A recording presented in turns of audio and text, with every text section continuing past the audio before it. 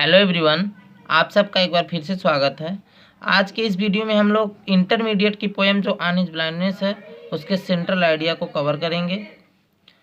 तो आइए देखते हैं। ये बहुत ही इम्पॉर्टेंट पोएम है अकॉर्डिंग टू एग्जामिनेशन ऑफ 2021।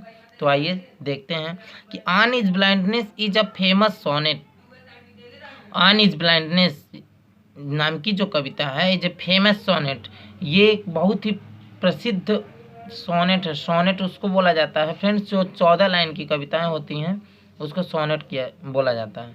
तो on his blindness is a famous sonnet. On his blindness एक बहुत ही प्रसिद्ध सोनेट है। किसके द्वारा कंपोज किया गया है? तो composed bye John Milton. John Milton के द्वारा कंपोज किया गया है और one of the greatest poet in the world. अब देखिए जॉन मिल्टन के बाद इनका जो एडजेक्टिव फ्रेज लगा है तो इसमें one of the greatest poets in the world. ये जॉन मिल्टन इस संसार के प्रसिद्ध कवियों में से एक कवि हैं। इन्हीं के द्वारा कंपोज किया गया ये पोएम है।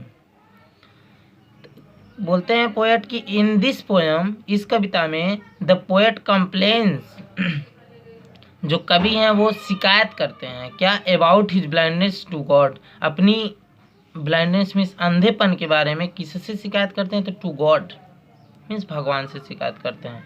अपने अंधेपन की शिकायत वो भगवान से करते हैं। ही थिंक्स, वो सोचते हैं कि he will not be able to use his poetic talent in the service of God.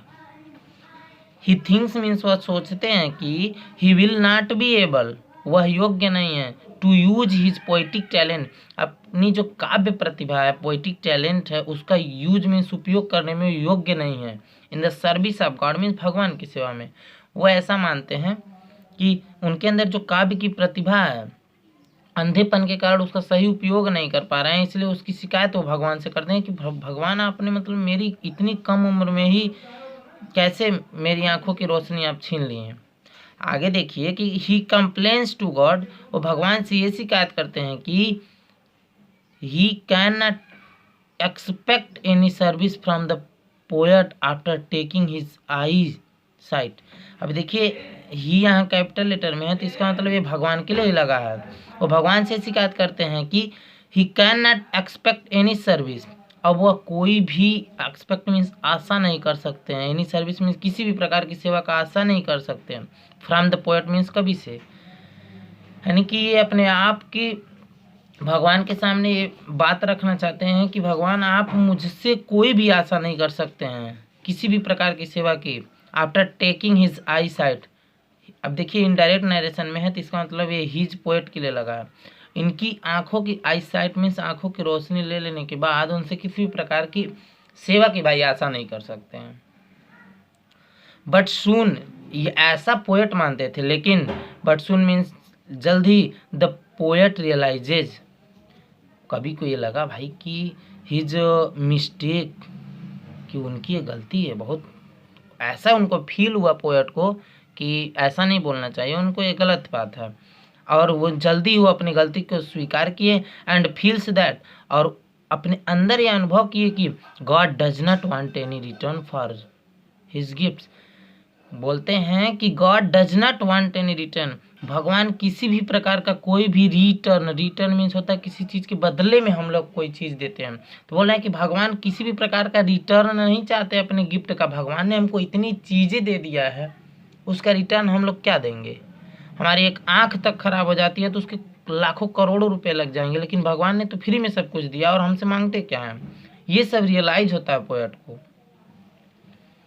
Poet को रियलाइज हुआ तो at last the poet thinks that, अंत में कवि ये सोचते हैं कि the best service of God, जो भगवान की सबसे अच्छी सेवा है, इज मीन्स है to bear the misfortunes, to bear means सहन करना, मिसफॉर्चून मीन्स विपत्तियों का, प्रोवाइडेड बाय गॉड, जो कि भगवान के द्वारा अगर कोई परेशानियां दी गई हैं ना तो उसको सहन करना ही भगवान की सबसे अच्छी सेवा है।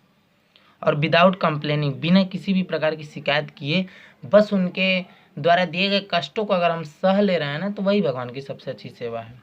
अंत में कंक्लूजन क्या निकलता है इस सेंट्रल आइडिया इस पोएम का कि 10 मीन्स इस प्रकार, दिस पोएम टीचेज अस, ये कविता हम लोगों को ये बताती है that we should face every difficulties, कि हम लोगों को फेस मीन्स सामना करना चाहिए, एवरी डिफिकल्टीज मीन्स हर एक प्रकार की कठिनाइयों का ब्रेवली बिल्कुल बहादुरी पूर्वक, and have faith in God, और बहादुरी पूर्वक तभी सामना कर सकते हैं जब we have to faith in God, जब हमारा भगवान में थोड़ा सा फैथ होगा, विश्वास होना चाहिए। इस प्रकार से इस पोएम का बहुत ही सुंदर ढंग से सेंट्रल आइडिया खत्म हुआ। आशा करते हैं कि आप लोगों को बहुत ही बेहतर तरीके से समझ में आया होगा, और बोर्ड के एग्ज़ाम में अगर इस तरह से आप सेंट्रल आइडिया लिखते हैं तो बहुत ही अच्छा मार्क्स मिल सकता है। Thanks so much.